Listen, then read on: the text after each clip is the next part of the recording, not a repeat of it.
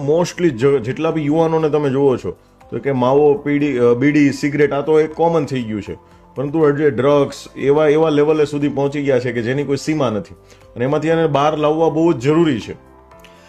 જો સૌથી પહેલાં તો આપણા ગુજરાતમાં દારૂબંધી છે, બરાબર છે, પ્રોહિબિશનનો ગુનો આપણે કાયદો છે. પણ બીજી બાજુ હકીકત શું છે એ પણ આપણે જાણીએ છીએ, બરાબર. આજે તમે ન્યૂઝપેપરમાં વાંચો 20 લાખનો દારૂ પકડાયો, 30 લાખનો દારૂ પકડાયો, તો આ બધા આંકડા તો આપણને એકદમ કોમન લાગવા લાગ્યા છે હવે.